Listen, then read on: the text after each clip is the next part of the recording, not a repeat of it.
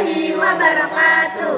Perkenalkan, kami dari kelompok 1 12 MIPA 5 yang beranggotakan nama saya Dita Fakhira, Saya Alia Syakira Divirista. saya Aida Dailisi, Saya Asfiza Hidayat. saya Cinta Safira Pratiwi. Saya Afdil Sirema Saya Akmal dan Rozal. Di sini kami akan melakukan percobaan praktikum larutan elektrolit dan non-elektrolit. Dasar teori. Larutan elektrolit adalah larutan yang dapat menghantarkan arus listrik. Ketika dialirkan arus listrik ke dalamnya, larutan ini akan memberikan gejala berupa menyalanya lampu pada alat uji atau timbulnya gelembung gas dalam larutan. Larutan elektrolit bisa menghantarkan listrik karena terdapat ion-ion bebas yang berasal dari zat terlarut yang terdisosiasi menjadi ion-ionnya. Sedangkan larutan non-elektrolit adalah larutan yang tidak dapat menghantarkan arus listrik.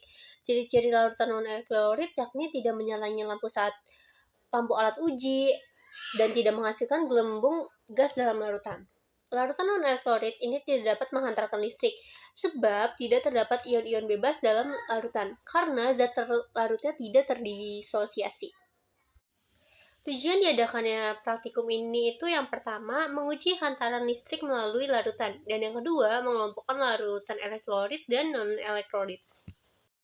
Next, ada alat dan bahan yang kita gunakan pada praktikum kali ini.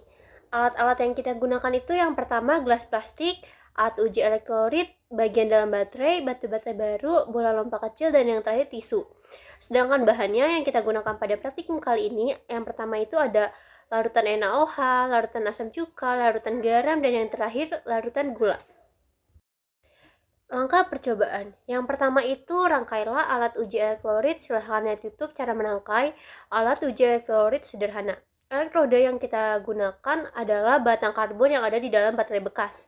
Yang kedua, masukkan masing-masing larutan ke dalam gelas plastik dan beri label nama. Yang ketiga, menguji larutan dengan cara memasukkan kedua buah elektroda atau paku ke dalam larutan tanpa membuat keduanya saling bersentuhan. Yang keempat, amati dan catat perubahan yang terjadi pada lampu, apakah menyala terang, redup, atau bahkan tidak menyala sama sekali.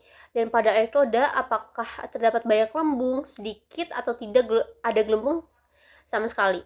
Yang kelima, bilaslah elektroda dengan air dan keringkan dengan tisu sebelum digunakan untuk larutan selanjutnya. Yang keenam, lakukanlah hal yang sama untuk larutan yang lain sampai semua larutan teruji. Data hasil percobaan. Pada percobaan ini, yang menyala terang hanya larutan NaOH. Sedangkan gelembungnya cukup banyak atau banyak berarti jenis elektrolitnya elektrolit kuat. Yang kedua, larutan garam menyala redup, gelembungnya sedikit, berarti elektrolitnya elektrolit lemah. Yang ketiga, larutan asam cuka, dia menyala redup, gelembungnya lumayan cukup banyak, jenis elektrolitnya elektrolit lemah. Yang keempat, larutan gula itu redup, gelembungnya sedikit, berarti dia jenis elektrolitnya elektrolit lemah. Kita masuk ke pembahasan. Larutan elektrolit merupakan suatu larutan yang mempunyai kemampuan menghantarkan listrik. Larutan ini meliputi pelarut dan zat terlarut. Air merupakan bahan terpenting yang berperan sebagai pelarut. Senyawa ionik dan kovalen sering berperan merupakan zat terlarut. Kapasitas yang dihasilkan oleh pelarut dan zat terlarut dapat ditentukan dengan melakukan pengujian pada sampel nyata. Dalam larutan elektrolit terdapat ion-ion bebas yang dapat bergerak ke segala arah dengan muatan yang berbeda-beda. Hal ini menyebabkan munculnya arus listrik pada kondisi seperti itu. Ketika kation bergerak menuju katoda dan anion juga bergerak menuju anoda, maka pada kondisi seperti itu terjadi potensial akan terjadi perbedaan di mana akan muncul arus listrik akibat reaksi redoks yang telah terjadi. Ada dua jenis larutan elektrolit, yaitu larutan elektrolit kuat dan larutan elektrolit lemah. Masing-masing larutan tersebut mempunyai sifat yang berbeda-beda. Untuk mengetahui larutan lemah atau kuat, caranya adalah dengan mengetahui pengaruh masing-masing larutan. Larutan elektrolit kuat cenderung menyalakan lampu gas dan larutan gas gelembung, sedangkan elektrolit lemah ditandai dengan cahaya yang tetap terang namun redup, atau bahkan tidak terang sama sekali karena larutan yang dihasilkan sangat lemah. Namun, hal ini tidak menghilangkan gelembung udara.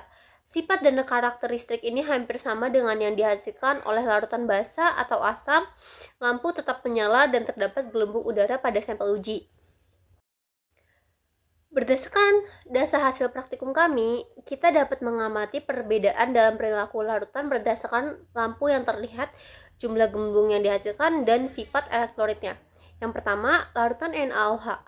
Lampu terang menunjukkan adanya reaksi kimia yang menghasilkan cahaya. Yang kedua, banyaknya gelembung menunjukkan terjadinya reaksi redoks yang menghasilkan gas. Dan yang ketiga, elektrolit kuat menandakan bahwa larutan ini dapat larut dalam air dengan baik dan menghasilkan ion-ion yang dapat menghantarkan listrik dengan baik.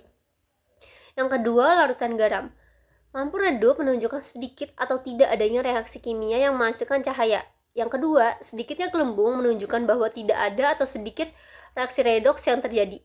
Yang ketiga, elektrolit lemah menunjukkan bahwa larutan ini hanya menghasilkan sedikit ion yang dapat menghantarkan listrik. Yang ketiga, larutan asam cuka. Lampu redup menunjukkan sedikit atau tidak adanya reaksi kimia yang menghasilkan cahaya. Yang kedua, lumayan banyaknya gelembung menunjukkan bahwa adanya reaksi redoks yang menghasilkan gas. Yang ketiga, elektrolit lemah menunjukkan bahwa larutan ini hanya menghasilkan sedikit ion yang dapat menghantarkan listrik. Yang terakhir, larutan gula. Yang pertama itu, lampu redup menunjukkan sedikit atau tidak adanya reaksi kimia yang menghasilkan cahaya. Yang kedua, sedikitnya gelembung menunjukkan tidak adanya reaksi redoks yang terjadi. Yang ketiga, elektrolit lemah menunjukkan bahwa larutan ini tidak dapat menghasilkan ion yang dapat menghantarkan listrik. Dengan demikian, pembahasan di atas mencerminkan bagaimana berbagai jenis larutan dapat dibedakan berdasarkan ciri-ciri yang diamati seperti lampu yang terlihat, jumlah gelembung yang dihasilkan, dan sifat elektrolitnya. Oke guys, itu tadi hasil dari percobaan kelompok kami. Mungkin itu saja, kurang lebihnya mohon maaf. Wassalamualaikum warahmatullahi wabarakatuh.